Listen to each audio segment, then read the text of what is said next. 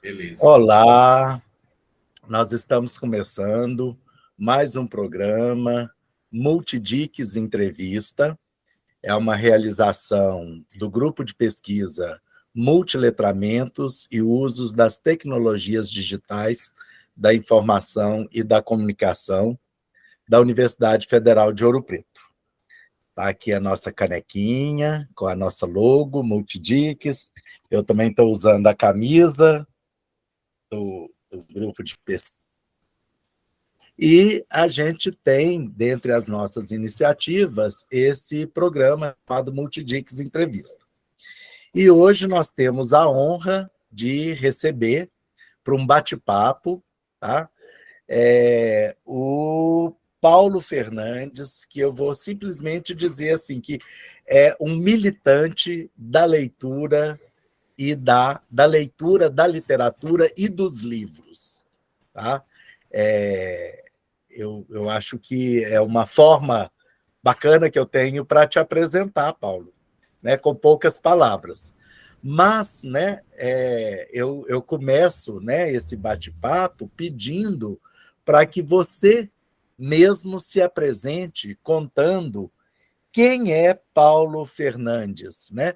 E você fique à vontade para dar um depoimento, né, em ordem cronológica, se você quiser. Eu gosto muito de história, de narrativa e de memória. Então, se você quiser contar quem é Paulo Fernandes desde criancinha, fique à vontade, tá, Paulo?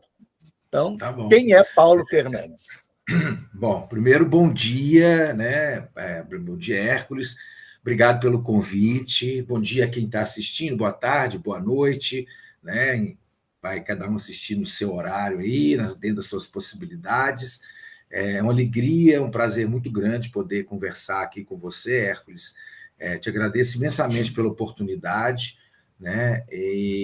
Bom, eu vou me apresentar como eu sempre me apresento, em qualquer lugar onde eu sou convidado, seja para contar histórias, seja para fazer uma palestra, uma roda de conversa. Eu sou o Paulo Henrique Fernandes. Eu sou neto de Dona Maura e seu Beirute, de Dona Ruth e seu Inácio, filho da Dona Vani e do seu João Bosco, irmão do Carlos, do João, da Regina, da Ivana.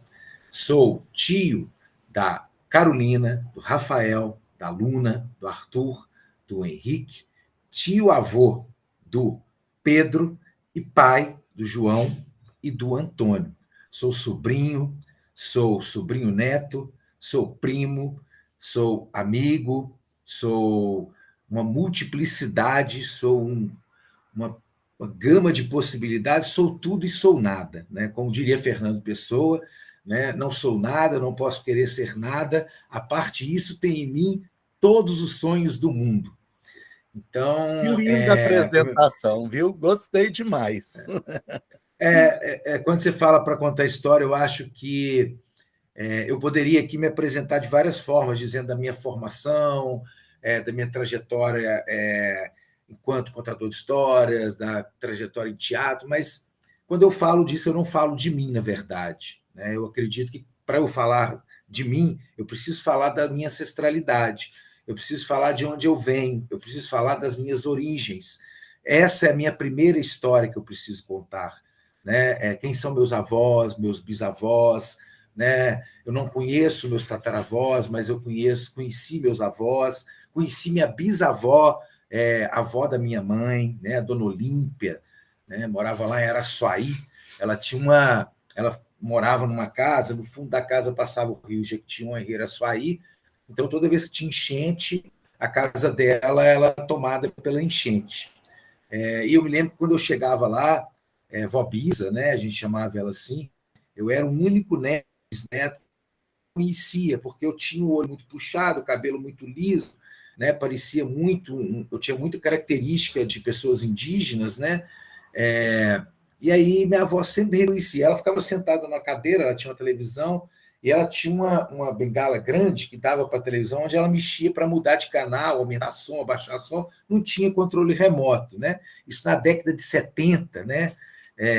Então, assim, já tem muito tempo. Então, eu sou essa pessoa que sou constituída né, atravessado por aquilo que os meus ancestrais foram. Né? Eu carrego em mim essa ancestralidade, eu carrego em mim coisas que às vezes eu faço e eu não entendo de onde vem, mas quando eu vou entender, eu falo, ai, peraí. Aí eu escuto, às vezes, um caso da minha mãe, das minhas tias, meus tios, eu falo, peraí. Então, isso que eu faço vem lá de trás da minha bisavó, do meu tataravô, do meu avô, de um tio, porque a gente carrega na gente essa ancestralidade, né?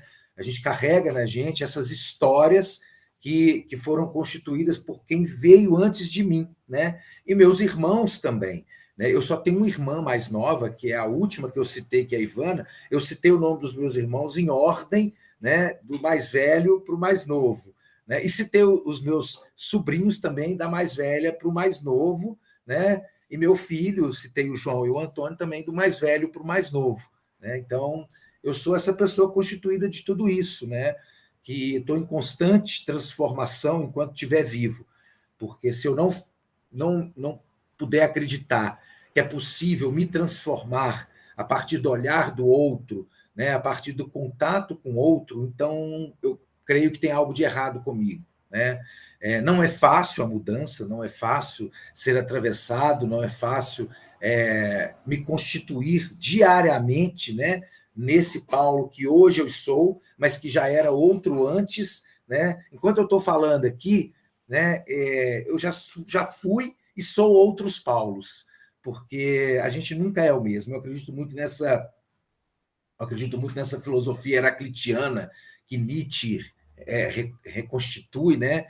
A gente não é o mesmo, né? Nem o rio é o mesmo. A gente está em constante transformação, né? Então, ninguém entra duas vezes no mesmo rio, né? Exatamente, né? Então, assim, eu não tenho. Você me pediu para falar desde a minha infância. Eu tenho algumas recordações da minha infância. Uma Ô, Paulo, delas, você nasceu aqui em Belo Horizonte mesmo? eu nasci em Belo Horizonte, mas eu me considero muito mais um filho de Araçuaí do que de Belo Horizonte, porque as minhas Certo. melhores memórias de infância estão em Araçuaí. Eu me lembro de ir para a casa da minha avó e chegar lá e era uma coisa mágica, porque a casa da minha avó era uma casa muito grande, tinha 3 quintais diferentes, um corredor imenso, quarto de um lado para o outro, e me lembro de ir para a roça com meu avô sentado na porta da cozinha, descascando laranja, descascando cana, e a gente sentado ali, ele contando casos. Quando eu me tornei um adolescente, que eu comecei a trabalhar, eu ia nas minhas férias para a casa da minha avó, para ficar na casa da minha avó. Nunca fiquei em outro lugar, era só aí. Né? Minha madrinha, que já faleceu, tia Guia, né? Morava em Araçuaí, morou em Araçuaí muito tempo, e a casa dela era do lado da casa da minha avó. Né? Tinha pracinha lá em Araçuaí. Araçuaí tinha uma figura interessantíssima, que já faleceu, que era Bigudo. Bigudo era baixinho, barrigudinho, tinha uma espingardinha de pau, uma espada de pau também, e a gente corria na praça gritando assim, ó, Bigudo barrigudo! E Bigudo corria atrás da gente. Era a diversão da criançada, né? E Bigudo falava, né? Grita aí, Bigudo barrigudo! Tem um caso do Bigudo que certa vez o governador, acho que foi o Hélio Garcia, foi a Araçuaí e pousou no aeroporto lá em Araçuaí. Quem estava lá recebendo o governador era Bigudo, mas completamente nu. Completamente nu. Bigudo era uma figura folclórica, Araçuaí, né? E as minhas lembranças de infância são muito, muito ligadas a Araçuaí. Aqui em Belo Horizonte, eu lembro muito pouca coisa. Eu lembro, por exemplo, quando a gente morou na Cidade Nova, nós fomos vizinhos do Cafunga, o goleiro Cafunga, o falecido goleiro Cafunga do Atlético, tinha uma mão desse tamanho assim. Ele é A mão dele era. folclórico, né? Inventava palavras, né? E meu pai era muito amigo dele, então ele tinha uma mão desse tamanho, assim, ó, não cabe nem na tela. E aí a gente jogava bola na rua, eu lembro que a bola caía na casa dele, ninguém tinha coragem de pegar, porque a gente tinha medo da mão do Cafunga. Que a gente falava assim, quem for lá tem que ter cuidado, porque a mão dele é muito grande, pode amassar a cabeça da gente. Eu me lembro disso, na Cidade Nova, né? Depois assim, eu tenho lembranças de algumas coisas da escola, né? Eu tenho um amigo que é meu amigo mais antigo, que é o Erma, né? O Erma é um irmão, é uma amiga, é um irmão. Eu conheço o Erma há 50 anos. Há 50 anos. A gente estudou junto na escola infantil, depois estudamos juntos até a sétima série, sexta, sétima série, sempre na mesma sala. E o Erma, a gente é amigo, a gente é irmão mesmo, né?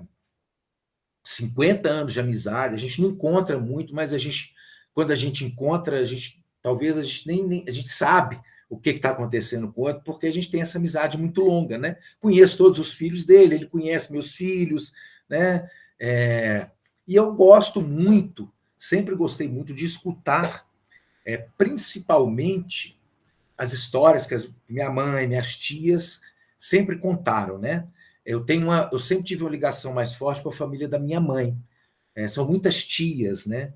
E eu sempre fui para a casa das minhas tias passear, sempre.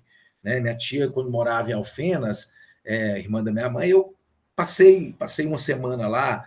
Minha outra tia, madrinha, quando morou em Arcos, morou, né, em outras cidades, eu ia para passar na casa dela. A minha tia Zani, que é a irmã gêmea da minha mãe, né, eu sempre fui para o sítio dela com o tio Antônio Lúcio, em Itabirito, né? Então, assim, eu sempre tive uma relação muito forte com a família da minha mãe. E minha mãe, Hércules, minha mãe é professora aposentada. E tem uma curiosidade, minha mãe não lembra, mas minha mãe me levava junto com a minha irmã mais velha, que minha irmã é mais velha que eu 1 ano. Eu vou fazer 55, ela vai fazer 56 esse ano, a Regina. E aí, minha mãe não lembra disso, mas ela levava eu e minha irmã para a escola, e a gente ficava no fundo da sala fazendo para casa quando ela dava aula. Ela não lembra disso, ela lembra que ela levava minha irmã.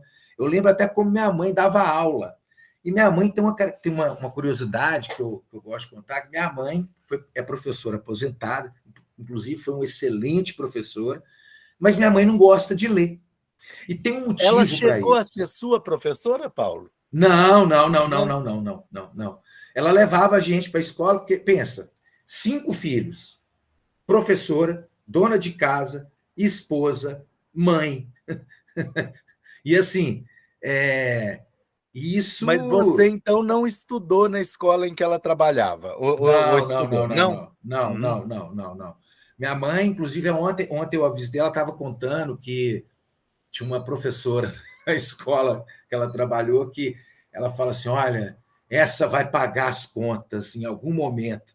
Ela sentava na sala, fazia direito e deixava os alunos pular, deixava fazer o que quiser. Ela ficava estudando. E aí a diretora mandava para a minha sala os alunos melhorzinhos e deixava os ruins com ela, porque tinha que passar de ano, então ela passava de qualquer jeito e tal. E minha mãe tem uma curiosidade, minha mãe é muito da oralidade, muito mesmo. Minha mãe, como ela tem uma irmã gêmea, quando elas estudavam, era um livro para as duas. Então, minha mãe conta que minha tia Zani lia o livro, ela escutava e aprendia pela escuta. Então, minha mãe é muito da oralidade, muito auditiva. Então, minha mãe não é uma pessoa que gosta de ler, mas ela lê de outras formas, porque há várias formas de leitura, né? A gente lê o mundo, a gente lê o outro, e como já disse Paulo Freire, né? A leitura do mundo precede a leitura da palavra, né? Eu acredito muito nisso. A gente, antes de ler qualquer palavra, a gente lê o mundo, né? Então, eu Exatamente. até, eu até gosto de complementar quando alguém diz assim: ah, quem lê muito é muito inteligente, quem lê muito é mais crítico, vota melhor. Fala, olha, desculpa, mas eu acho isso uma bobagem, porque veja bem, tem pessoas que não leem palavras, que não sabem ler, não sabem escrever, mas tem uma leitura de mundo e tem uma leitura do outro que às vezes quem lê muito não tem. Então, é muito perigoso dizer que quem lê muito livros, né, quem lê muitos livros é mais inteligente, é mais sábio, tem mais capacidade de discernimento. Eu conheço pessoas que não têm leitura, que não sabem ler, não sabem escrever, e têm um discernimento de mundo, que têm uma sabedoria, que têm uma capacidade que pessoas que leem não têm. Então, eu acho muito perigoso quando fala, né? Ah, você lê muito, né, Paulo? Você é muito inteligente. Eu falo, não, sou não. A inteligência tem vários tipos de inteligência, né? Tem pessoas que não leem que são mais inteligentes que eu em outras áreas. E eu não me considero uma pessoa inteligente porque eu leio mais. ou porque eu leio menos, ou porque eu não leio, ou porque eu leio. Eu acho que eu leio pelo meu prazer mesmo de ler, porque eu acredito na literatura como uma possibilidade, como dizia Antônio Cândido, de fabulação. Né? A gente precisa fabular enquanto está acordado. A gente sonha enquanto está dormindo, mas sonha enquanto está vivo, né, Hércules? Senão, como é que faz?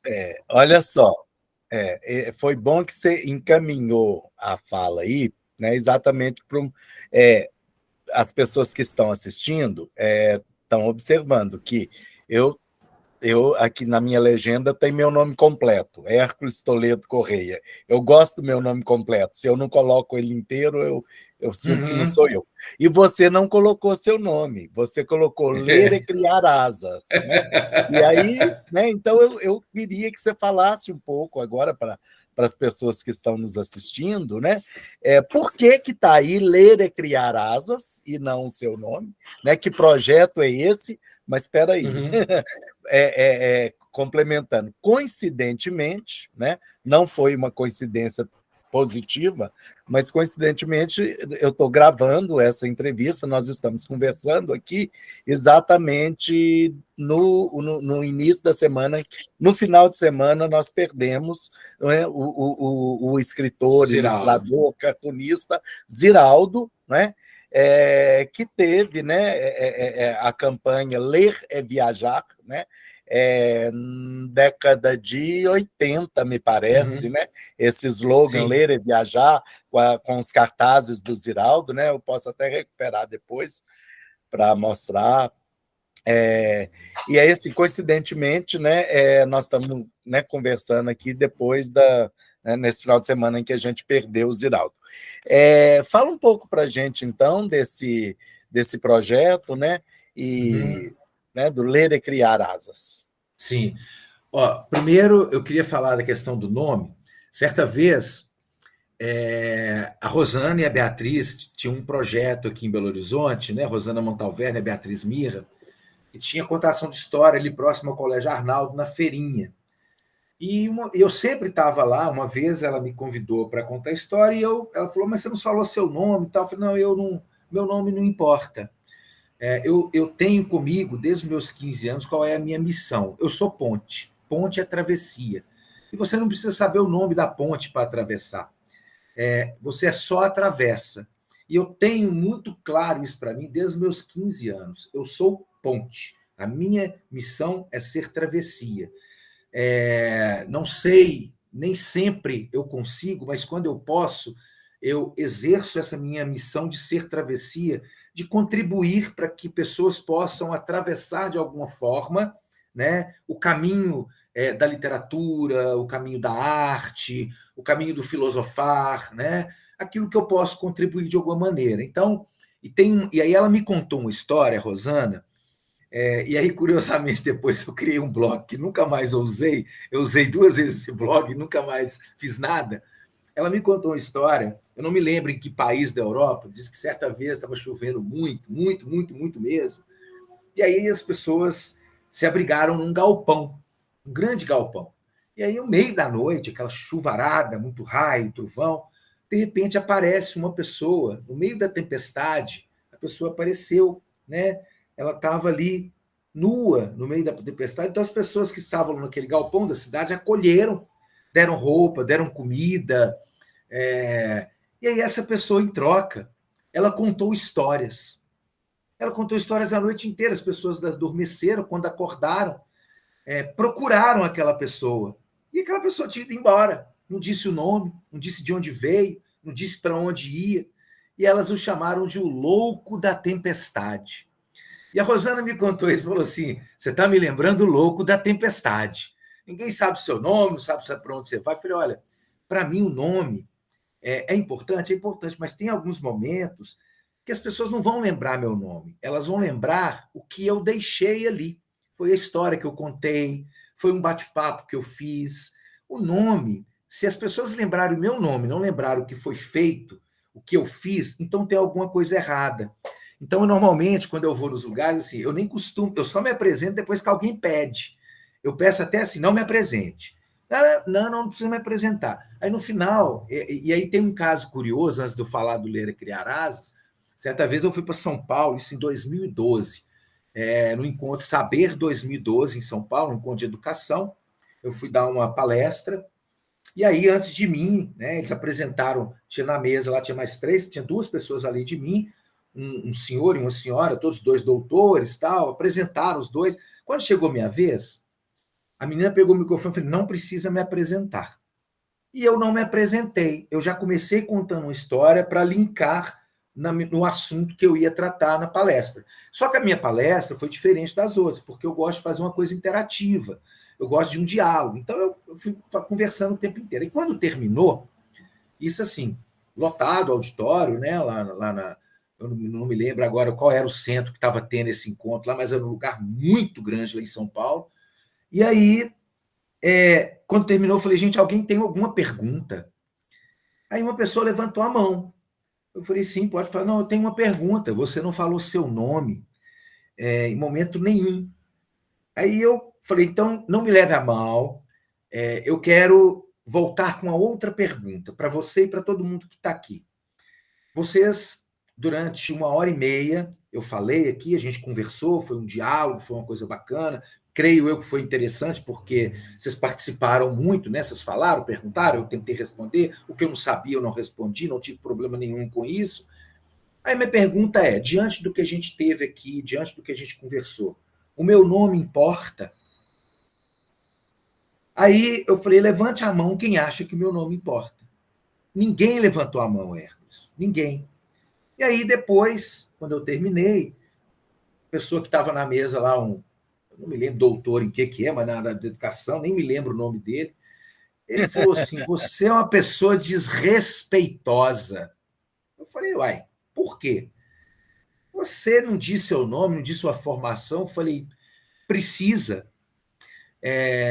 porque eu posso dizer minha formação, dizer meu nome, e isso não estar de acordo com aquilo que eu falar. Eu posso ter uma formação assim de 500 pós-doutorados, 600 pós-doc, 50 mil mestrados, 60 mil lato sensu, estrito sensu. Aí, a hora que eu for falar, eu não consigo chegar nas pessoas. Eu não consigo alcançar as pessoas, porque eu me coloco num pedestal, e esse pedestal, né, faz com que eu não chegue, porque eu só preciso falar para os meus pares. Então, para mim, não justifica. Né? Então, é só para dizer dessa coisa do meu nome. O Ler é Criar Asas. Eu criei em 2012. Eu criei um canal no YouTube em 2012 com o único intuito de falar de literatura infantil. Meu objetivo sempre foi gravar vídeos para apresentar obras literárias infantis para pais, mães, professoras, professores, mas sem nenhuma intenção de de ganhar dinheiro, de ganhar nenhum centavo com isso, fazer por puro prazer e por acreditar que a literatura ela é um instrumento poderosíssimo, como já dizia Antônio Cândido, né? É poderosíssimo, porque através da literatura, né, não só lendo, mas escrevendo também, eu posso ser quem eu quiser. Eu posso me ver ali. Né? Você pega uma obra, por exemplo, tem um livro da Marta Neves, que eu gosto muito, mas é muito mesmo, que é Um Outro Pôr do Sol, que eu acho maravilhosa a história, né? De uma criança que viaja o mundo através da sua própria história, constituída numa caixinha de madeira, né? Ele viaja desenhando, ele viaja o mundo através das histórias que ele cria. Então, eu acredito que a literatura, ao mesmo tempo que eu acredito no estudo, eu acho que a literatura não tem que nos responder nada e não tem que servir para nada. Mas, ao mesmo tempo, ela é tudo. Ela é nada e é tudo. Né? Às vezes eu falo assim com o Liel, que é meu companheiro lá da livraria do Belas, né? Que é um outro livreiro que tem lá. Às vezes eu falo assim: mas isso é só literatura. Ele fala comigo assim: Paulo, não é só literatura. Eu falei: é só literatura, tá tudo bem. Tá tudo bem não gostar, tá tudo bem gostar, mas ao mesmo tempo não é só literatura.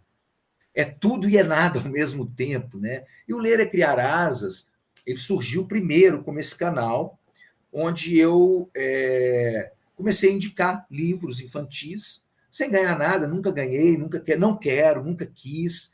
E aí eu comecei indicando os livros que eu tinha. Depois, com o tempo, eu comecei a fazer parcerias. Eu tive parceria com algumas editoras grandes, tive parceria com a Paulinas, tive parceria com a Somos Educação, que comprou 3 editoras depois que eu tive parceria. Eu comecei a fazer parceria também com outras editoras de Belo Horizonte, como, por exemplo, a Cora, a Masa, a Letria, né? A própria Páginas, que hoje é Literíssima, né? Da Leida Reis. Então, eu comecei a fazer essas parcerias também, e a minha parceria é muito simples. A única coisa que eu pedi era, olha, se você não puder me dar o livro, me empreste e eu devolvo. Eu só quero indicar este livro no meu canal para que as pessoas conheçam, para que as pessoas possam saber que existe. Né? Então, no início, né, se você pegar lá no início do meu canal e pegar hoje, eu comecei de uma forma dura, era péssimo, era horroroso. Hoje eu vejo lá de trás os vídeos, eu era muito duro, eu ficava na câmera assim, ó, duro, né? Não tinha nenhuma desenvoltura, né? Mas com o tempo eu fui adquirindo, eu tive muita ajuda da minha ex-companheira, Gabriela, né? Enquanto a gente esteve junto, ela me ajudou muito a melhorar o meu canal, né? Sou muito grato a ela, né, a Gabriela, porque que é a mãe do Antônio, né? Pois é, inclusive, Ela... deixa eu só te interromper para Uhum. colocar o Tunico Poesia na história. Porque você disse que o canal foi criado em 2012. Nós estamos Isso. em 2024, então são 12 anos já do canal Ler e Criar Asas no YouTube. Uhum. Sim. O Antônio tem menos de 12 anos, né? Antônio vai fazer 9. Então você criou o canal 3 anos antes, né? Isso. E aí depois, é só para você não se esquecer de contar para as pessoas quando é que o Antônio entra no canal, Aham, aham. tá? Então, o Antônio, na verdade, entra desde que ele nasceu. Porque quando ele já era pequenininho, se você pegar vídeos antigos, tem ele pequenininho, sentado no meu colo. Ele, Ah, bebê, sentado no meu uhum. colo, participando de vídeo. Mas ele começou mais ativamente agora, que ele me pediu, ele me pediu, papai, eu queria ter um YouTube. E eu, assim, tanto eu quanto a Gabriela, a mãe dele, a gente não acha adequado ele ter um YouTube, ele ter um celular para ter essas coisas, ele não tem, né? Ele tem um WhatsApp para conversar com um colega, não é idade, não é adequado. Eu acho que tira dele um pouco da infância, né? Destrói um pouco a infância que ele pode ter de uma forma mais saudável, brincando, lendo, né, conversando, contando história, escutando história. Né? Então, ele pediu para mim recentemente, eu falei, filho, você pode participar comigo fazendo vídeo, não tem problema. Então, tem 2 meses já, ele vem toda segunda-feira, ele vem aqui para casa, né? E aí ele toma banho, descansa, faz o para casa e fala, papai, agora vamos gravar o vídeo. Então ele já me pede. Então tem vezes que a gente indica livro, tem vezes que ele fala, hoje eu quero contar uma história. Eu não sei o que ele vai contar, eu não sei o que ele vai falar quando a gente grava os vídeos, porque a criança é espontâneo, então não tem como saber, né? Mas ele tem o prazer de participar. Semana passada, ele falou comigo assim, papai, eu falei com a minha professora, Assis, que ela tem que ir na sua casa. Ela chama Cislene? Cislene. Gente, Cislene. esse mundo é pequeno demais. A Cislene é minha amiga. É mesmo, professora E do não Antônio. tem muitas Cislenes no mundo. É uma de cabelo todo ameladinho e que valoriza muito a leitura. Ela tem filhos. Tem 2 É, filhos. isso, ela mesmo, ela E mesmo. ela é um pouco booktuber também, instagramer também. É, Só pode ser a mesma, só pode ser é a a mesma. mesma. E o É, Antônio falou com ela assim, papai, eu falei com a Cis que ela tem que ir na sua casa, porque ela ama livro, papai, ela ama, e ela vai amar. Eu falei com ela assim, ela ô tem um clube Cis, de meu leitura pai, também. Não sei que se é dela, legal. mas ela, sabe, que Pois ótimo. é, e Aham. aí ele falou com ela assim, diz ele que falou com ela assim, meu pai tem uma biblioteca, se você vai amar, ele tem uma biblioteca muito grande. Então, assim, e tem uma outra coisa que eu agradeço muito a Gabriela por isso, né? Quando o Antônio era bebê, eu ficava com receio dele pegar meus livros e rasgar. Então ela falava assim comigo: não briga, se rasgar tá tudo bem. Se você brigar com ele, ele não vai gostar de livro. Ele não vai ter uma relação legal com os livros. E eu conto isso para ele. Ele sabe disso. E ele me pede, e sempre ele fala: papai, me conta de quando eu era pequeno e que a mamãe falava que você ficava apavorado de eu rasgar seus livros. Você falava assim, e a mamãe falou com você para não deixar eu rasgar, senão eu não ia gostar de livro. E hoje eu amo os livros. E aí, olha a lembrança que ele tem, Hermes. Olha que coisa significativa, que coisa simbólica, né? Ele era bebê. Então, assim, a Gabriela, ela me falava sempre: não, se ele rasgar, não tem problema. Ele rasgava alguns livros, eu morria, eu quase morria, né? Mas aí eu não falava nada, porque ela falava comigo: se você falar, ele não vai gostar de livro. Hoje ele é um menino que ele gosta de livro. Ele gosta de ler, ele gosta de pegar os livros, ele chega aqui em casa, ele escolhe o livro que ele quiser. Eu ganhei um livro esse livro aqui, ó, deixa eu mostrar, de uma amiga da livraria, que é do Jorge Carrion, né? Livrarias, uma história de leitura e de leitores. Então ele chegou aqui semana passada, ele pegou esse livro e ele deitou na cama, ele leu assim e falou: nossa, papai, esse livro é chato, tem nada para criança. Ah, não, eu acho melhor pegar um livro lá da sua estante. Então, mas ele, qualquer livro que tem aqui, ele me pergunta: tem um outro livro aqui? Deixa eu ver se eu acho ele. Eu até fiz um vídeo falando sobre ele, que é esse aqui, ó, que é da Leiliane Rocha, como falar sobre sexualidade com crianças. Então, ele viu o vídeo. E no vídeo eu falo sobre o estupro, né? E ele me perguntou assim: papai, o que é estupro? E eu converso, eu explico, eu não vejo problema, né? Se ele perguntou, eu tenho que responder.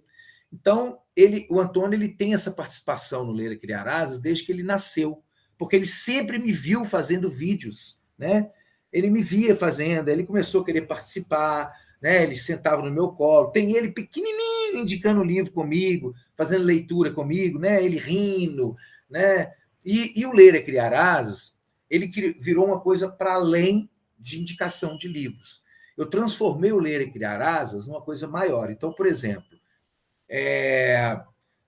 quando alguém a Gabriela fez para mim uma logomarca do Ler e Criar Asas, que está uma marca d'água no meu canal, foi ela que fez, né?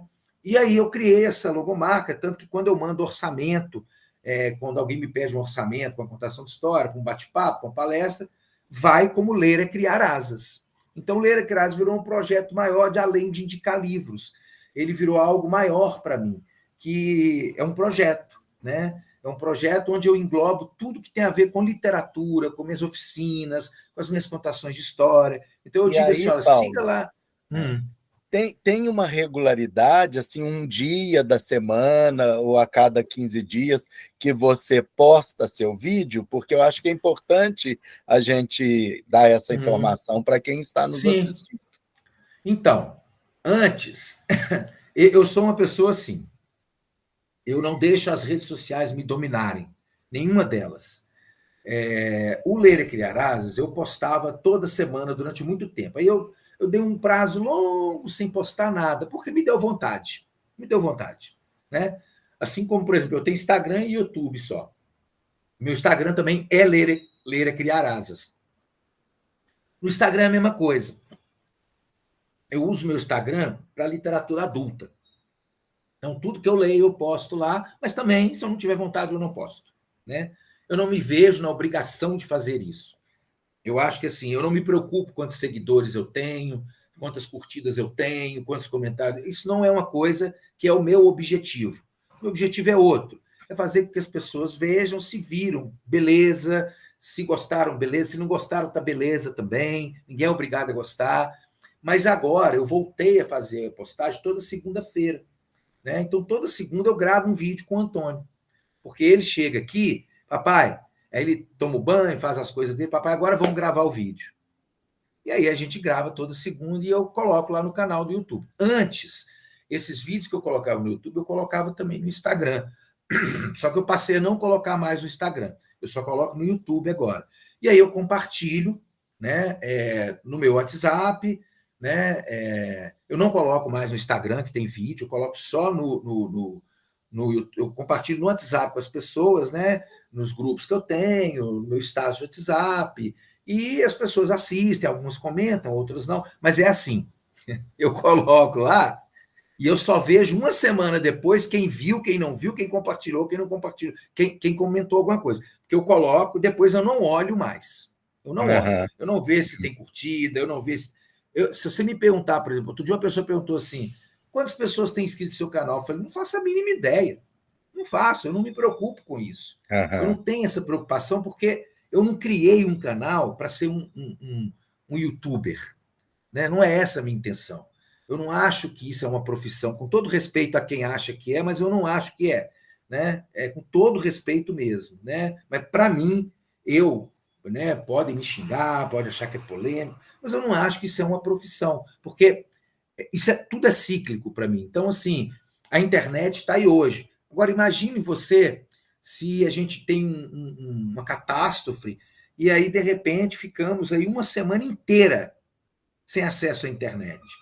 As pessoas que já estão habituadas a isso, elas vão enlouquecer. Eu não me proponho a isso. Né? Eu não me proponho a ter essa coisa de. Não é internet. Eu tenho outras prioridades. Né? Eu gosto de ler, eu gosto de conversar com as pessoas. Então, o Ler é Criar Asas, ele é, para mim, um projeto maior do que só o canal do YouTube, que não tem a intenção de ser um canal que vai ganhar dinheiro, que vai ter, sei lá quantos mil inscritos, eu não tenho essa preocupação. Ah, vai viralizar. Igual, por exemplo, eu já. Mas o canal já me rendeu uma coisa muito bacana. A mim e a um amigo que é escritor, né? Eu fiz um vídeo do Menino e o Avô Menino, do Lindomar, e esse vídeo, olha que coisa curiosa, ele foi parar num livro didático, lá em São Paulo.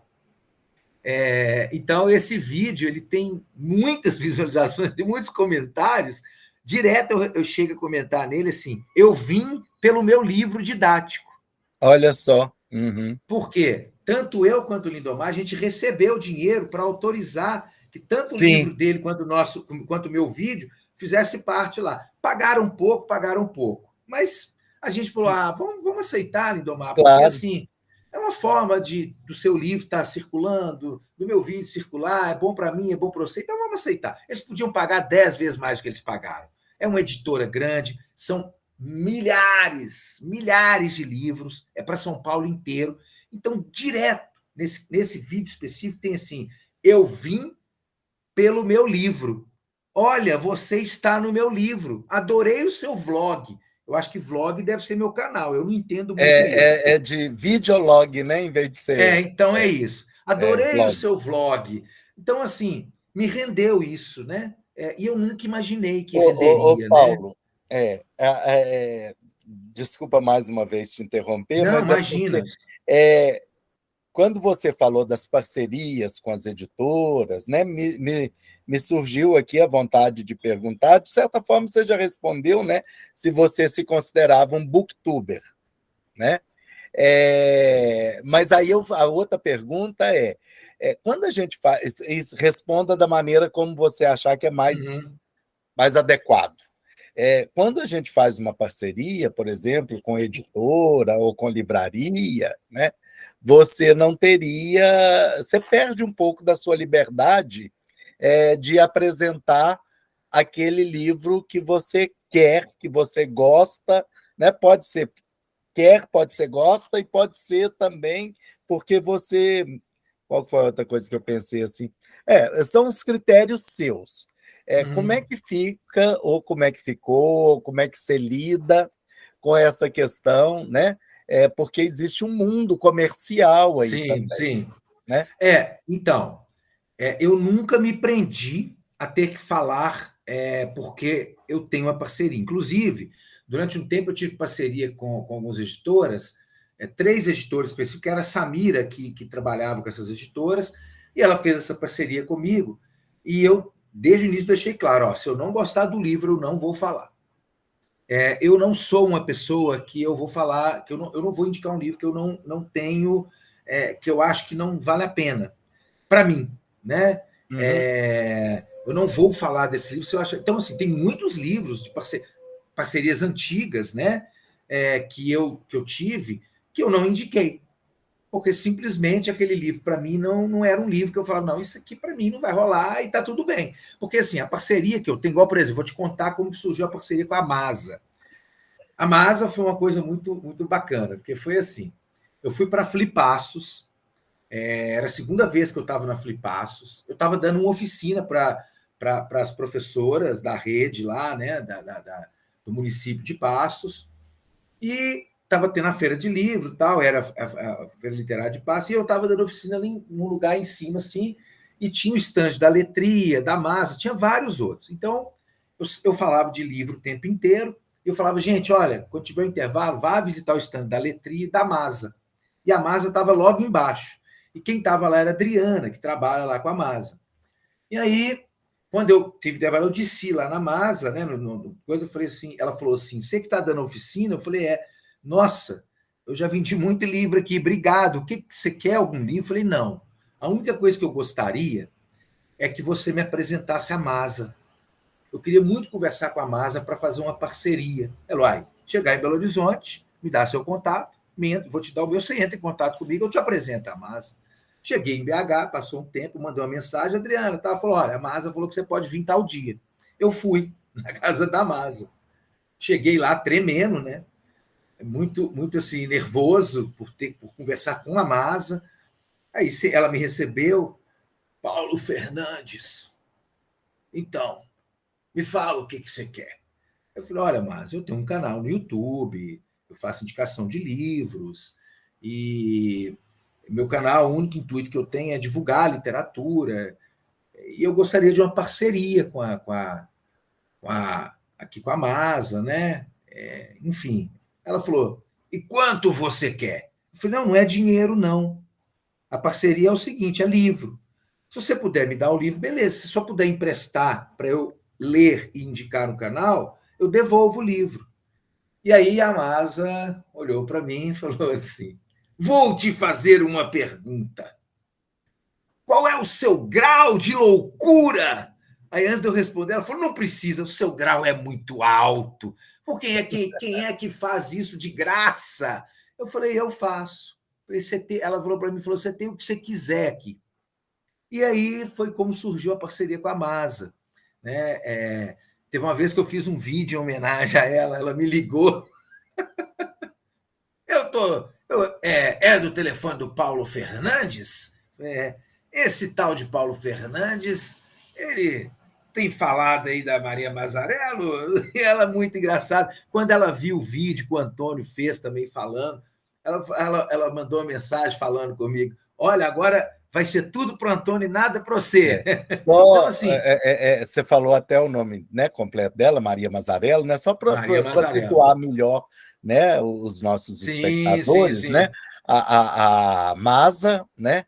Aliás, a Maria Mazzarello, né, cujo, né, apelido, né, nome carinhoso é Masa. Masa, é a proprietária de uma editora, né, a Masa Edições, que fica em Belo Horizonte, que já está há muitos anos no mercado, né, Paulo? 30 anos. 30 anos, e Mais de ela 30. é especializada em livros de temática afrodescendente, questões étnico-raciais. Né? Sim, Não sei se exatamente. são só esses livros, mas eu sei que 90% deve ser, provavelmente. Né? Uhum. E eu não sabia. Ela foi a primeira a fazer isso aqui no Brasil. Uma editora única e exclusivamente de publicação da literatura afro, né? Literatura negra, né? Uhum. Ela foi a primeira. A Maria Mazzarella ela é a grande, É uma assim, precursora, né? é uma percussora, né? E é uma figura maravilhosa, maravilhosa. Então, assim, as minhas parcerias, Hércules, eu não tenho essa obrigação de dizer do livro porque eu ganhei o livro. Por exemplo, a Letria me manda os livros aqui em casa, né? Mas a Letria é uma editora que eu costumo dizer que eu moro dentro dela. E o Antônio fala a mesma coisa, a gente mora dentro da Letria. A Letria é uma editora que eu amo, assim como eu amo a Masa, né? Assim como eu gosto muito da Cora, editora da Marismar, né? Mas a Letria é uma coisa assim que os livros da Letria são assim maravilhosos. São maravilhosos. A Rosana também, para situar o leitor, né? Rosana Isso. Montalverne, proprietária e editora-chefe, né, da Aletria, A Letria deve ter mais de 10 anos já também, né? E ela chega com uma proposta de livros muito bem cuidados, né? São edições muito bem cuidadas, com ilustrações muito bem, né? Escolhidas, muito criativas. A Rosana é Sim, sim. também, né? Rosana Montalver, ela é escritora também, ela é contadora de histórias, né? Isso. Eu conheço a Rosana, eu conheci a Rosana inicialmente como contadora de história.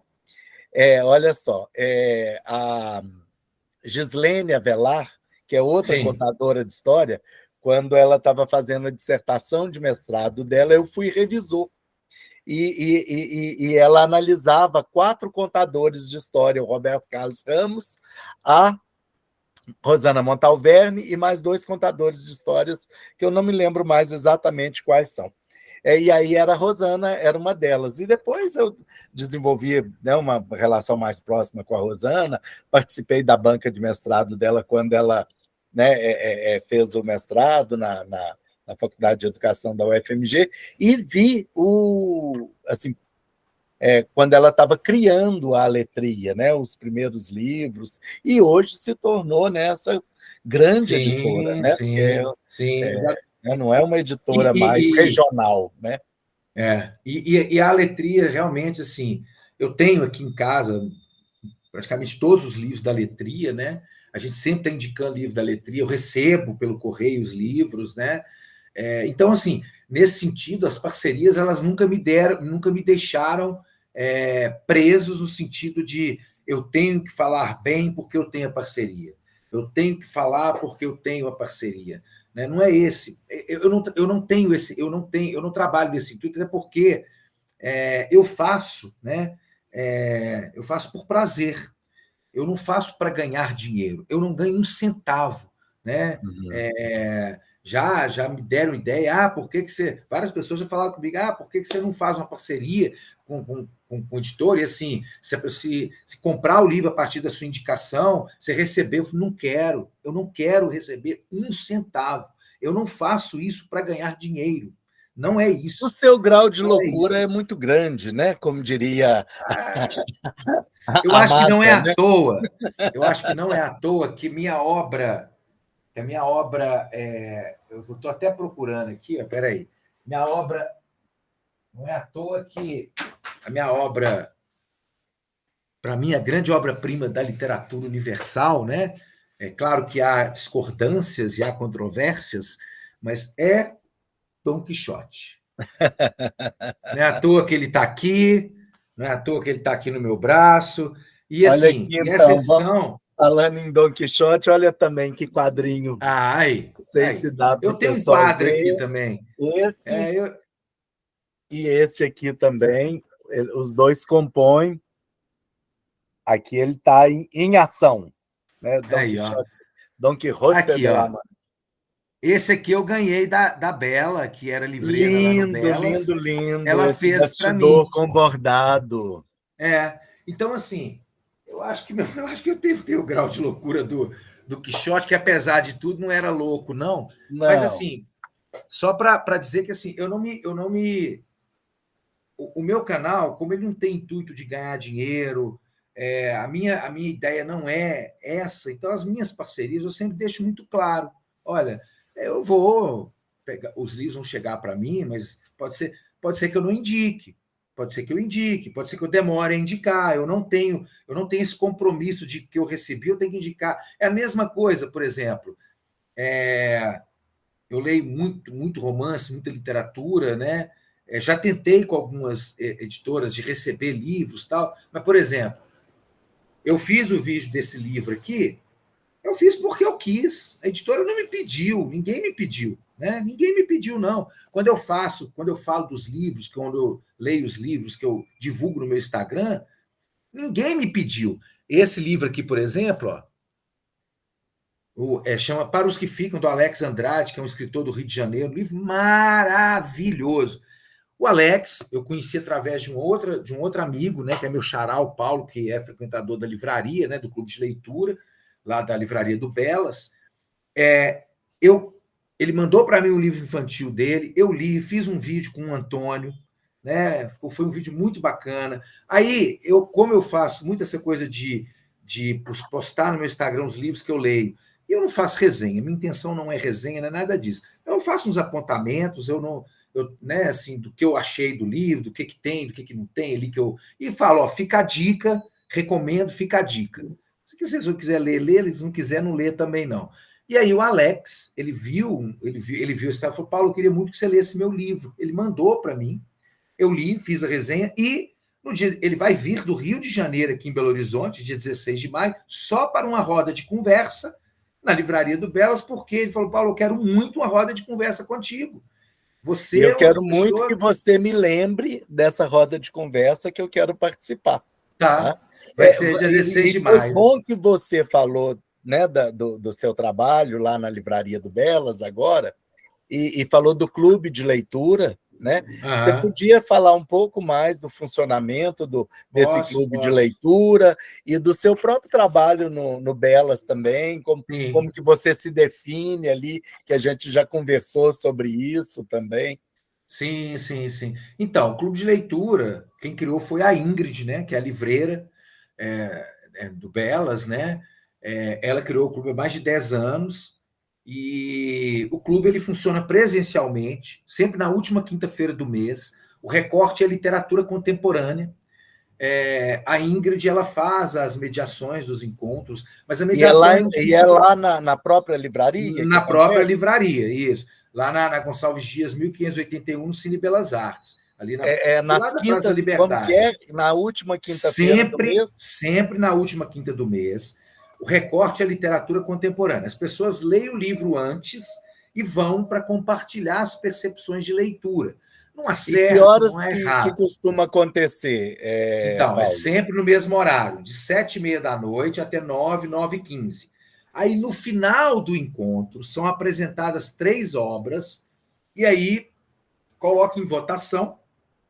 A que for Qual é a mais votada próxima? vai Qual é ser a o próxima? próximo. E aí, na última quinta-feira do mês seguinte, repete. São 11 encontros por ano. É de janeiro a novembro. Dezembro não tem. Os livros normalmente têm até no máximo 200 páginas, mas o livro que é escolhido para ler em janeiro, ele é um livro maior porque são 2 meses de leitura.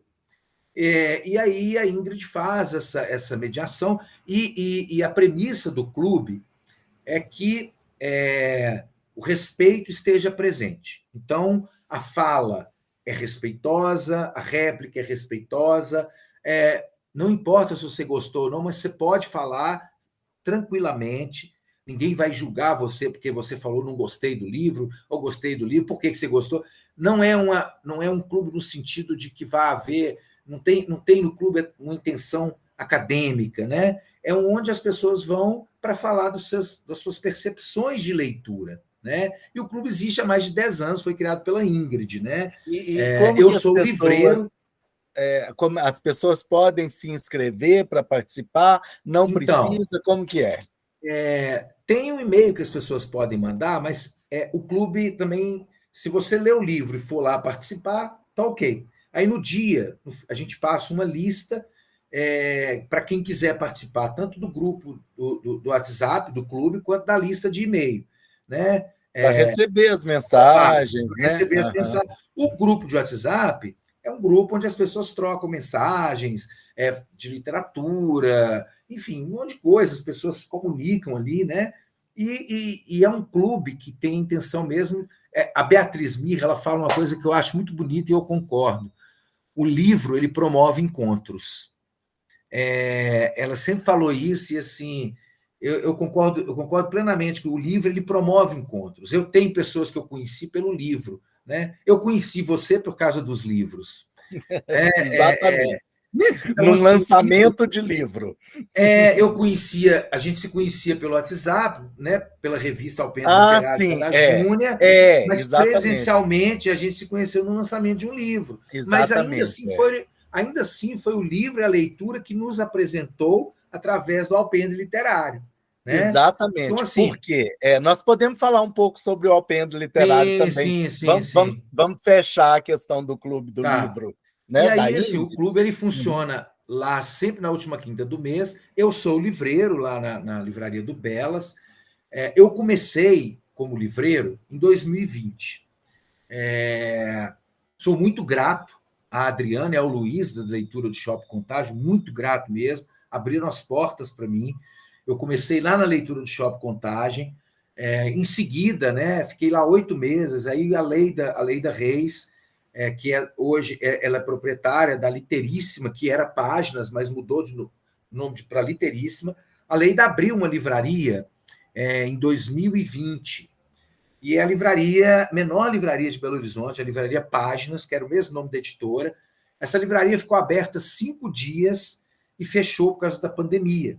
Ficou fechado durante quase 7 meses, 6 meses. Quando reabriu, a Leida me convidou para ser o livreiro, né, lá da livraria Páginas. E aí eu saí da leitura, fui para a livraria Páginas, onde eu fazia curadoria da livraria, né? Eu que escolhi os livros, a livraria é muito pequena, 12 metros quadrados, então eu fazia o trabalho na livraria de curadoria, eu era o livreiro, eu criei durante o tempo que eu estive lá, toda quarta-feira eu fazia uma live chamada Cardápio de Leitura. Eu lia um livro segunda, lia um livro terça e lia um livro na quarta de manhã. Então chegava meio-dia, era o cardápio de leitura. Esse cardápio de leitura eu pegava esses 3 livros que eu tinha lido nesses 3 dias e apresentava esse livro como algo para ser degustado na hora do almoço. E a intenção era que alavancassem as vendas online. E isso acontecia. Tinha pessoas que compravam livros ali que eu falava, depois ia à livraria. Então, eu criei esse cardápio de leitura que era online, né? A gente teve uma criação de um clube de leitura que aconteceu apenas um encontro, porque logo depois eu tive Covid, eu fiquei internado 20 dias, né? Então, assim, acabou que o clube não foi para frente. E aí, depois, quando a Páginas encerrou, né, as atividades, eu fui para a livraria do Belas, no dia 7 de janeiro Pois de é, a 2020. Páginas então não existe mais. Que pena, né? Existe a editora Literíssima, mas a Ah, livraria não tem mais. Mas, tá. assim, no dia 7 de janeiro de 2022, foi meu último dia lá na Livraria Páginas. E aí, eu não me lembro agora se fui eu que mandei mensagem para a Índia, ou a Índia mandou mensagem para mim. Ela estava precisando de uma pessoa, e a Sara Souza, que também é da Apêndice Literário, ela falou comigo: olha, está precisando de uma pessoa. Falou com a Índia falou de mim para a Ingrid, né? Sou muito grato à Sara por isso, né? Porque a Sara foi que fez com que eu chegasse até o Belas. E aí eu entrei em contato com a Índia. Ela falou: o que você pretende fazer? Eu falei: eu pretendo continuar trabalhando como livreiro, mas essa semana eu vou ficar com meu filho. Né? Eu tirei a semana para ficar com meu filho. E aí ela falou: então, assim que você tiver tirado essa semana, entre em contato. Eu entrei, a gente conversou, marcou, eu fui lá conversar.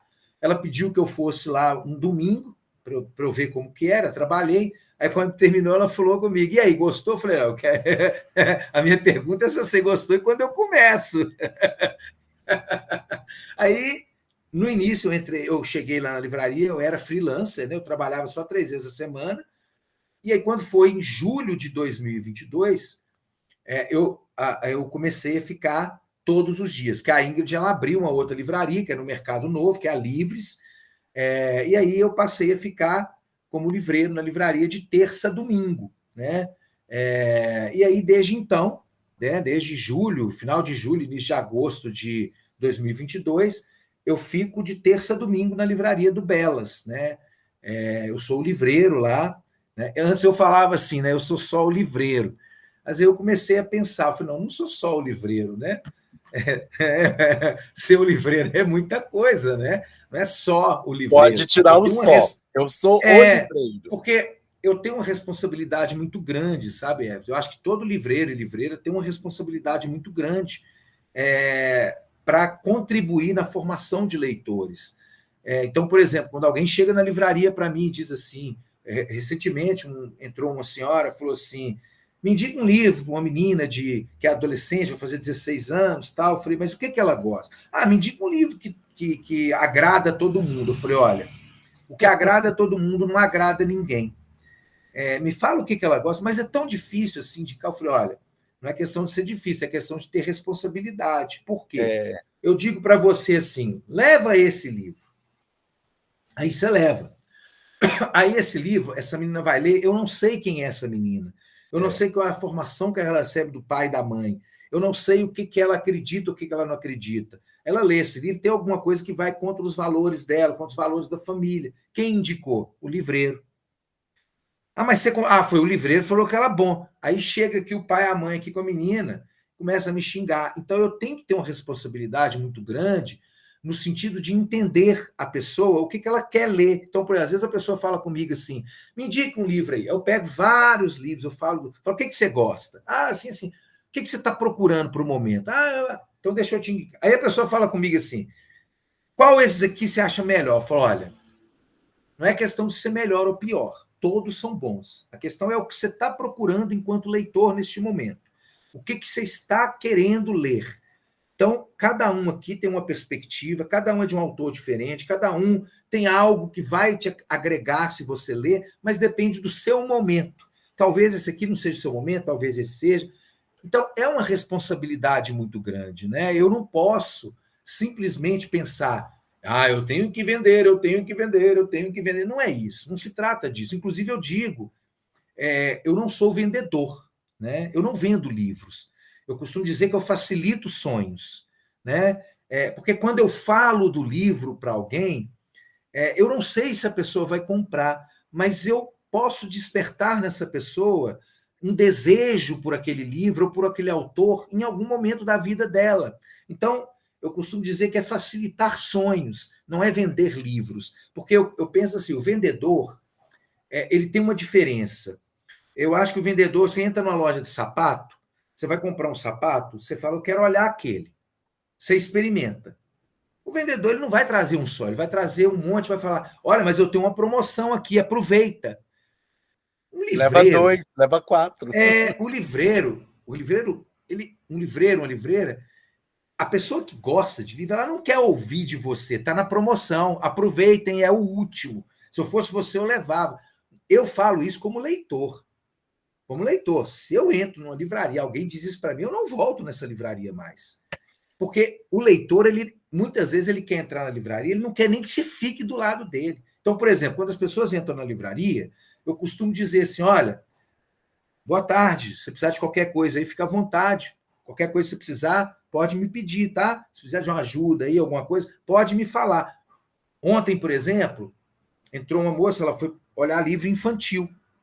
Não sei se foi ontem ou anteontem, agora eu não lembro mais. Porque né, assim, muita gente. Mas eu sei que ela foi, acho que foi sábado, ela foi procurar um livro infantil.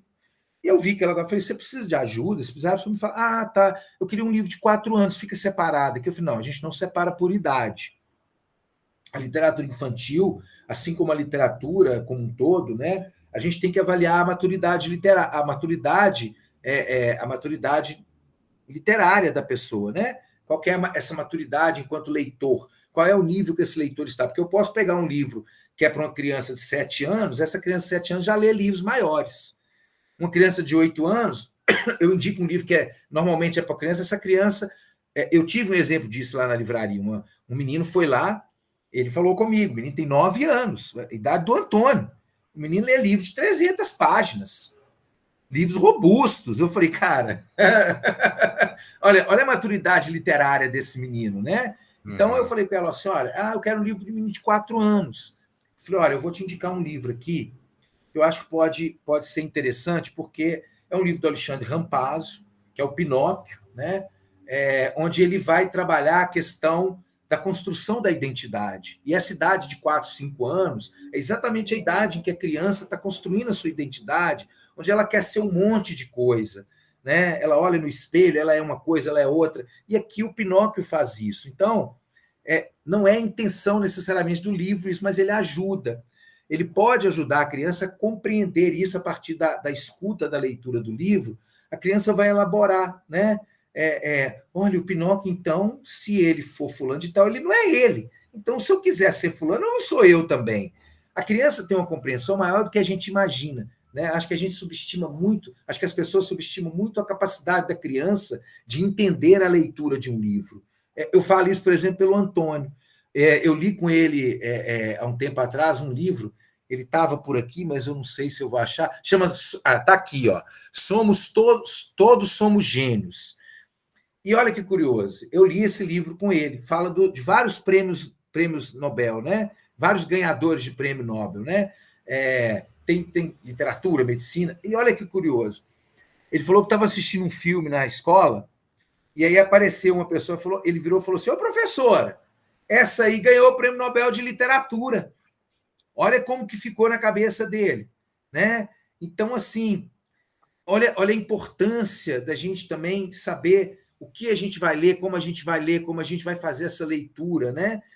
Eu costumo dizer que, por exemplo, às vezes a pessoa me pede assim, me diga um livro para uma criança de 2 anos. Você tem aquele livro de apertar? Eu falei, olha, uma criança de 2 anos você já pode pegar um livro ilustrado e trabalhar uma leitura afetiva, né? Essa leitura em que você não vai ler o texto, você vai ler as imagens, você vai trazer para a criança esse universo. Eu gosto muito de fazer isso com o Monstro das Cores da Aletria. Por quê? O Monstro das Cores começa, você abre o livro, tem um monte de coisinhas coloridas que parecem biscoitos. Então eu pego, quando entra criança de 2 anos na livraria, 1 ano e meio, eu pego o livro e falo, senta aqui, vamos ver o livro. Olha, tem um biscoitinho aqui, eu vou pegar um. Tá gostoso? Você quer um? Eu já estou inserindo a criança no universo do livro e, ao mesmo tempo, dizendo para ela, olha que legal é esse livro, olha como você pode, né, interagir com o livro de uma forma em que ele não é só um livro, ele passa a ser também um brinquedo, um objeto, onde a criança vai ter uma relação afetiva a partir dessa forma afetiva de ler. E aí eu falo que você não precisa ler o que está escrito, porque a criança de 2 anos, a concentração dela não é uma concentração muito grande. Você precisa ser mais ágil, você precisa ter uma habilidade aí de uma coisa mais afetiva. Então, eu falo com o pai, com a mãe, você fala, olha, faz a leitura afetiva ali. Como assim? Eu falei, olha, pega a imagem e lê a imagem, e deixa a criança ler com você, faz ela participar. Aí, depois, você, na segunda leitura ou na terceira, você lê. Um dia entrou uma criança lá na livraria, eu fiz isso, e assim, eu nem sabia se ela ia comprar livro, nem estava na intenção, só que ela entrou, peguei. A mãe e o pai falaram assim: nossa, impressionante. Ela não fica com ninguém do jeito que ela ficou com você. Como que você faz isso? Eu falei: olha, eu não faço nada, eu só peguei o livro e mostrei. Não, nós vamos levar esse livro. Porque assim, o que você fez, a gente nunca viu ela ficar desse jeito. Eu falei: olha, eu só faço, eu não tenho intenção de, né? Eu nem a intenção de vocês comprarem. Então, antes eu falava só livreiro, mas agora eu falo, não, eu sou o livreiro, porque é uma responsabilidade muito grande. Assim como é uma responsabilidade muito grande como contador de histórias, quando eu escolho um repertório. Né? Eu preciso ter o cuidado no que eu vou contar, eu preciso conhecer o meu público, eu preciso entender quem eu preciso saber qual é o recorte desse público. Porque, por exemplo, se eu for contar a história para crianças de um recorte social, econômico muito alto, é diferente de eu contar a história para crianças que estão numa situação de vulnerabilidade. É muito diferente. É muito diferente. Eu preciso entender isso. Eu preciso ter essa responsabilidade. E aí eu busco isso o tempo inteiro. E para isso, eu estudo, eu leio, né? Eu estudo, né? Eu estudo o universo da criança, do adolescente.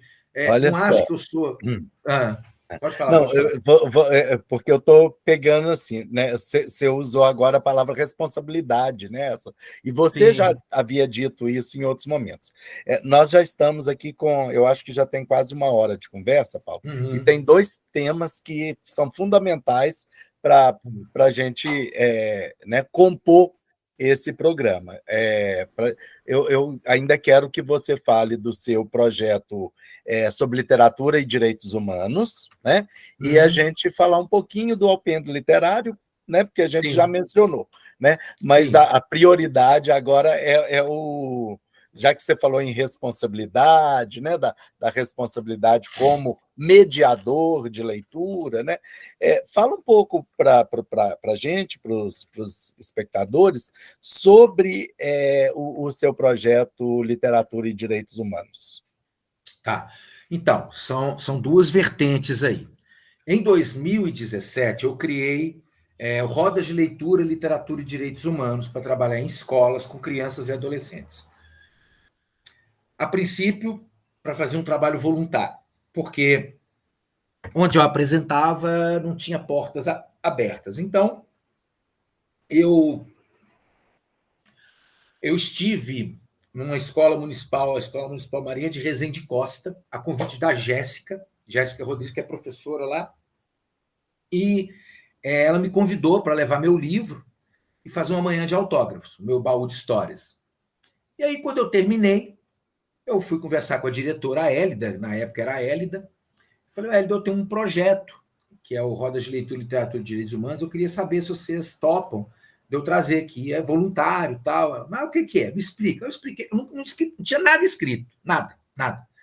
Aí eu falei, é assim, assim, assim. Ela falou, não, tá bom. Eu falei, mas que dia que eu posso começar? Amanhã?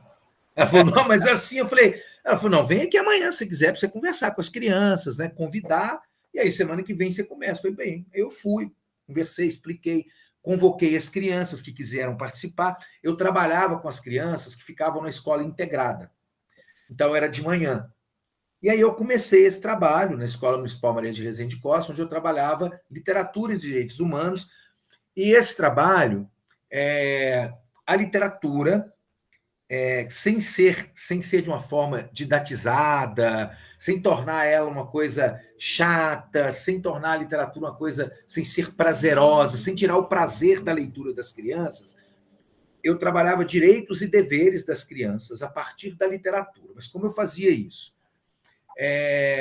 Eu levava livros da minha biblioteca, tinha as temáticas que eu trabalhava, eu levava os livros, primeiro eu falava, gente, hoje nós vamos falar sobre o direito à escola.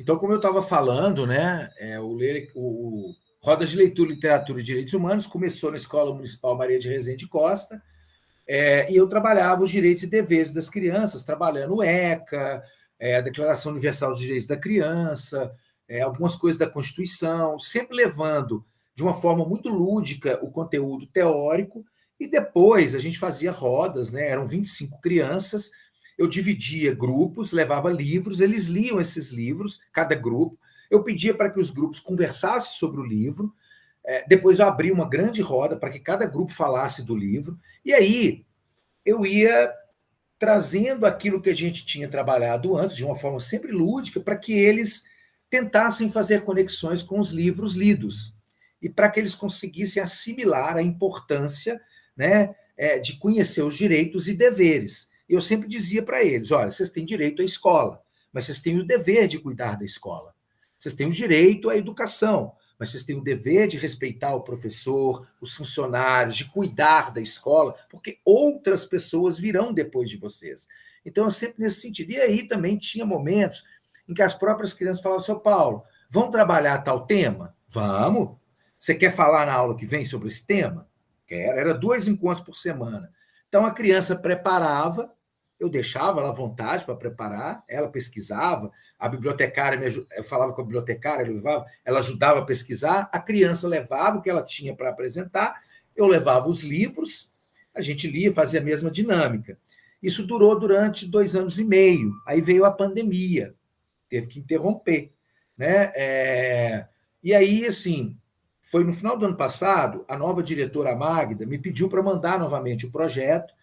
Eu mandei, e era para ter começado esse ano, mas aí acho que a prefeitura, como a prefeitura ela comprou o prédio do Imaculada aqui em Belo Horizonte e criou uma grande escola lá dentro com um monte de coisa, que é uma escola modelo. Parece que ela investiu muito dinheiro lá, então as verbas para as outras escolas de outras coisas parece que deu uma minguada. Então, eu não retornei. Mas na mesma época eu fiz esse trabalho também numa escola estadual, com adolescentes, que era feita eu não lia livros, a gente lia contos, a gente lia crônicas, e as temáticas, eles escolhiam as temáticas, eu levava textos que, por exemplo, vamos falar sobre os direitos LGBTQI+. Então eu levava textos de pessoas que falavam de forma favorável, de forma contrária, meio termo, para que eles tirassem as conclusões dele, levava o que estava dizendo, né, os direitos, os deveres, fazia a mesma coisa, mas numa outra perspectiva de um debate mais amplo com os jovens. E isso também foi graças, né, a Thaisa, que na época era a coordenadora da pós-graduação que eu fiz em Direitos Humanos, a mãe dela era vice-diretora da escola, abriu as portas para que eu fizesse isso lá. Né? E isso foi em 2018 nessa escola. E olha, foi exatamente no ano eleitoral. E eu vou te dizer uma coisa,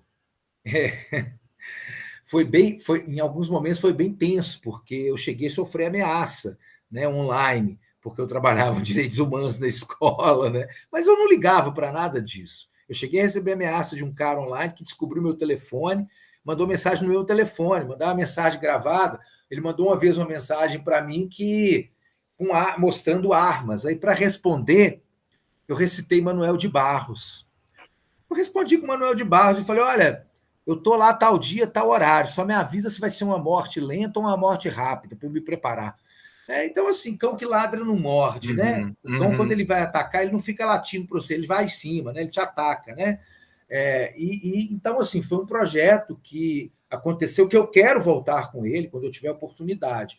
E o outro projeto que eu criei foi com a Érica Lima, minha parceira, minha amiga, uma profissional maravilhosa, uma pessoa incrível que é a Érica Lima. Sou muito grato a ela pela amizade, pela parceria, que foi o Literatura para Infâncias e Direitos Humanos. Antes da pandemia, eu vinha conversando com a Érica para a gente fazer um trabalho junto. E a gente estava já em conversa, veio a pandemia. Eu falei: Érica, não vamos desistir, não. Vamos fazer alguma coisa junto, tal. E aí surgiu a ideia de um curso online, trabalhando literatura para infâncias e direitos humanos. Por que para infâncias? Porque são várias infâncias, né? Até já falei disso aqui anteriormente, sobre os recortes sociais. Então, nós temos muitas infâncias. A infância de uma criança que mora num apartamento é muito diferente da infância do menino que mora, né, na periferia, que está no chão batido de terra, né? A infância de uma criança que o pai e a mãe têm uma condição financeira muito boa, que viaja para a praia, viaja para não sei aonde, é diferente de uma criança que nunca viu o que é uma praia, nunca viajou na vida. Então, são infâncias, né? Então, a gente pensou nesse curso para formar pessoas que pudessem multiplicar essa ideia nossa de trabalhar a literatura, né, para infâncias e direitos humanos, e que multiplicasse essa possibilidade de falar para as pessoas da importância não só da literatura, mas dos direitos humanos, de trabalhar os direitos, né, com crianças. E a gente, nesse curso, a gente trabalhava pegando obras literárias, e a partir dessas obras a gente trazia também a teoria, né? Sempre muito embasado com a teoria, com os direitos humanos, com a Declaração Universal dos Direitos Humanos, a gente trabalhava os artigos, trabalhava a Constituição Federal. Então, a gente trabalhou, por exemplo, o Estatuto do Idoso, o Estatuto da Igualdade Racial, o Estatuto da Criança e do Adolescente. A gente trabalhou tudo isso durante os cursos que a gente deu online, eu e a Érica. E a gente dividia, né? Por exemplo, a Érica fala: você fala disso, Paulo, que eu acho que você tem mais facilidade, eu falo disso. E foi aí durante um ano, né? Eu acho que foi quase um ano que a gente trabalhou. A gente. Acho que aí depois o online também começou a ficar cansativo para as pessoas, né? Uhum, A uhum. gente teve algumas turmas e foi muito bacana, né? Assim, até hoje a gente tem grupo no WhatsApp, né? Algumas pessoas que sempre pedem sugestão, assim como, por exemplo, eu tenho pessoas que eu dei cursos já em escolas, né? Municipais, dei cursos presencial e online durante a pandemia, né? Eu dei curso online também, que eu sempre falo quando eu termino o curso: olha, se vocês precisarem de qualquer sugestão, de conversar sobre o assunto, pode mandar mensagem para mim. Se for para falar de literatura, pode mandar mensagem 3 horas da manhã que eu acordo. Se eu tiver acordado, eu vou ver a mensagem e vou responder. Se for para falar de literatura, me chama. Me chama. Que Né? maravilha, Paulo. Se for falar sobre isso, porque literatura é vida. Né? É vida. Eu não vejo como outra coisa. Literatura, para mim, é pulsão de vida. Né? A literatura, para mim, é o que dá sentido para a minha vida, e acho que dá sentido para a vida de muitas pessoas, porque eu não vou falar de todo mundo, porque tem pessoas que não gostam, e está tudo bem não gostar. Ninguém é obrigado a ler. Né? Ninguém é obrigado a gostar de ler, ninguém é obrigado a gostar de livro. Não é mesmo. Eu não acredito que assim, vou pôr todo mundo com o livro na mão. Não adianta você pôr o livro na mão de todo mundo se a pessoa não quiser. É. Então, acho que a gente tem que ser mais inclusivo, democrático, no sentido de entender o motivo do outro. Eu não tenho que obrigar ninguém a gostar de ler. Então, quando eu falo, é porque, para mim, é um prazer muito grande. Então, por exemplo, a Baia, que é uma amiga que eu fiz lá na livraria, ela ontem foi lá com uma amiga dela, então ela disse assim: Paulo, fala com ela do clube de leitura. Aí falou com a amiga dela assim: escuta o Paulo falando de literatura.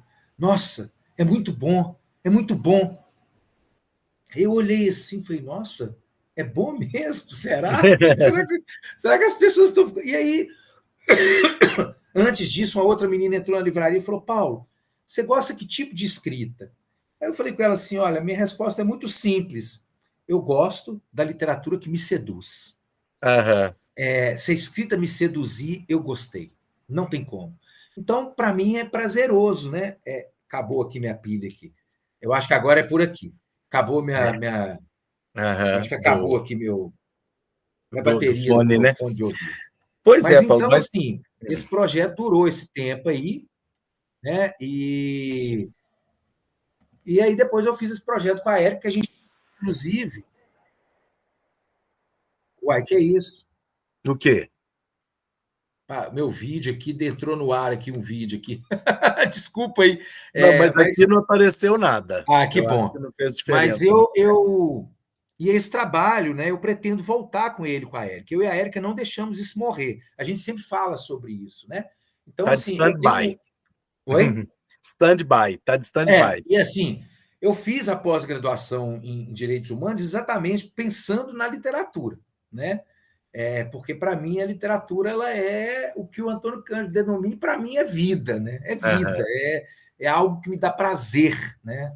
Não, e de fato, Paulo, né, quando a sua amiga vai lá e pede para você falar do projeto do clube de leitura para outra, porque de fato você fala de uma forma tão encantada e encantadora sobre literatura que nós ficaríamos aqui hoje também mais 2, 3 horas falando.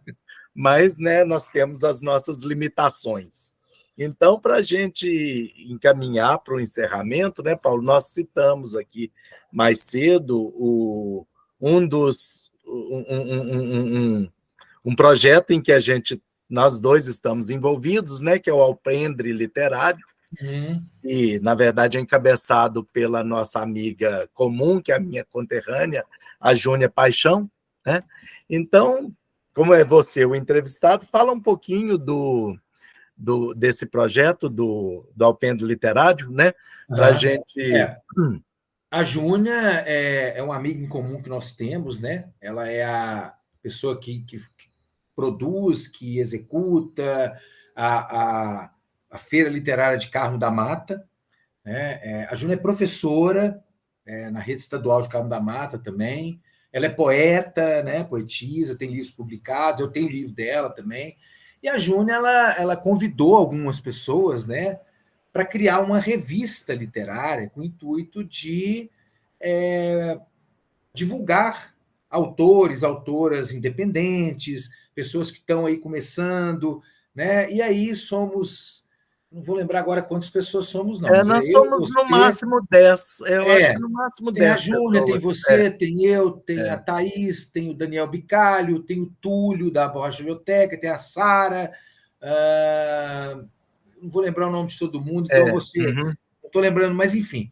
E aí a revista Apelo Literário já saiu o primeiro número, vai sair o segundo, então somos esse conselho editorial, e o intuito é fazer com que as pessoas tenham acesso mesmo, né, a textos, a entrevistas, aí sempre vai ter um edital, e é uma revista gratuita. Uhum. É uma O projeto que a Júlia revista criou, online, né? online, né? A As revista. pessoas podem acessar, né, podem seguir, né, a conta Alpendre Literário, @Alpendre Literário, né, do Instagram, né?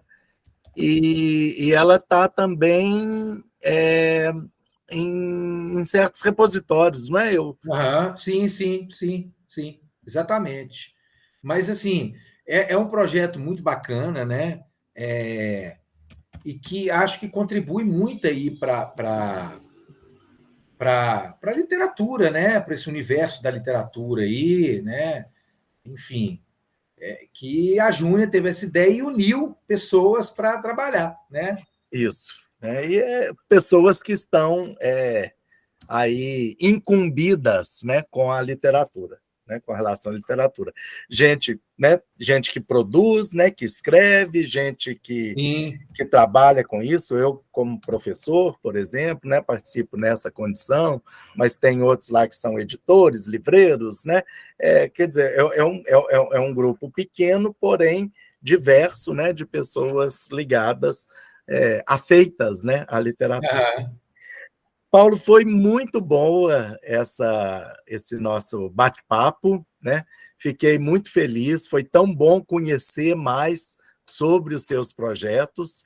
Eu acho que as pessoas que vão assistir, né, que assistiram, que chegaram até aqui nesse momento, também, né, espero que todos, né, aproveitem bastante, né? Claro que não é obrigado a gostar de tudo que se falou, né? E sim, tá tudo bem também, né?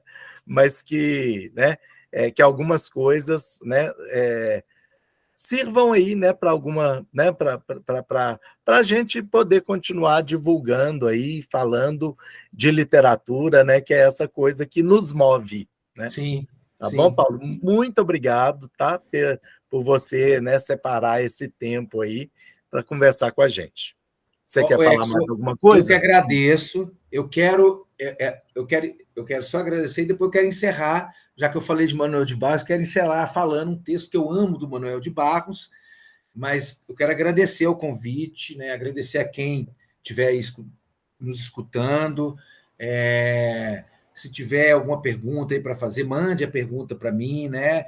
Meu Isso, pode YouTube, Leira, deixar comentários, isso. né, Pode deixar embaixo comentário. Se aqui, quiser e a gente também, responde depois, né? isso, Aham. responde depois. Se quiser mandar mensagem para mim lá no Instagram do Leira Criar Asas, quiser ver meus vídeos no YouTube também, tá convidada, Leira Criar Asas, né? Se quiser conversar comigo, se for de Belo Horizonte, quiser, ou não for de Belo Horizonte, vier, quiser ir lá na livraria falar de literatura, é uma alegria para mim, é um prazer falar de Aquele literatura. espaço Sim, maravilhoso, né? Pertinho da é, Praça da Liberdade, exatamente, pertinho daquele museu de arte popular, né? Que exatamente, tem ali. exatamente.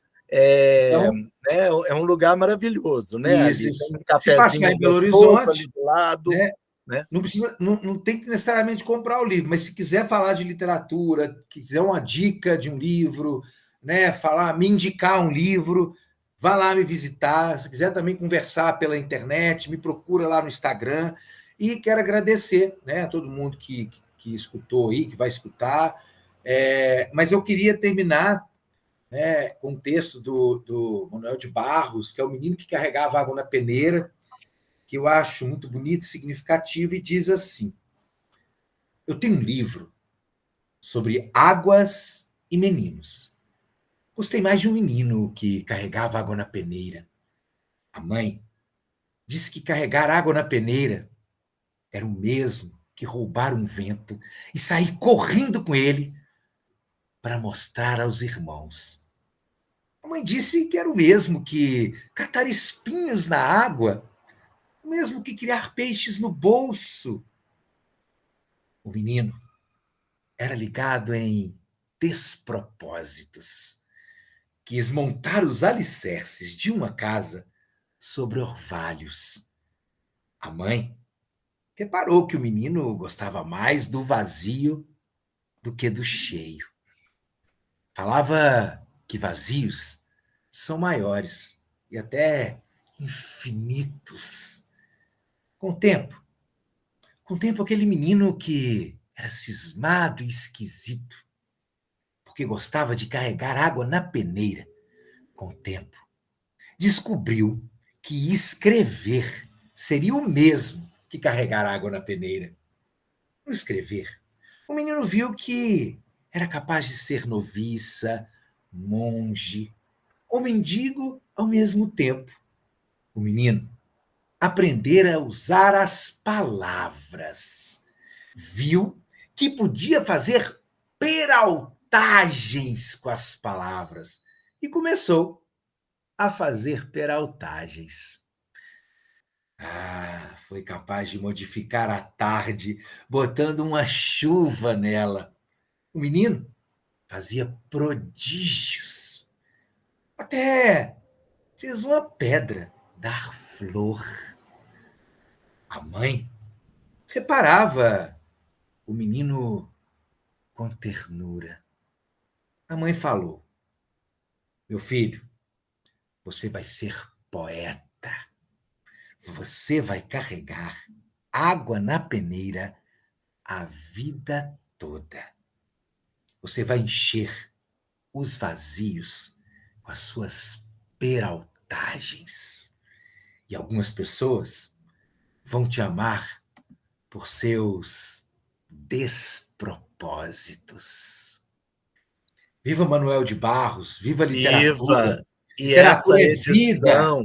essa edição belíssima, eu dei uma olhada aqui para ver se eu acho rapidamente, mas não vou achar tão rápido assim, porque essa edição belíssima, né, ela tem ilustrações das Sim, irmãs Dumont, né, sim, desenhos do Demóstenes Dumont e bordados, né, pelas irmãs e mãe dele, né? sim, É um sim. livro maravilhoso, né? E você não podia ter escolhido um texto mais pertinente, né, para encerrar esse nosso bate-papo. Então, muito obrigado, Paulo. Tá? Encerramos, então, esse programa. Obrigado, Muito Hércules. obrigado. Obrigado.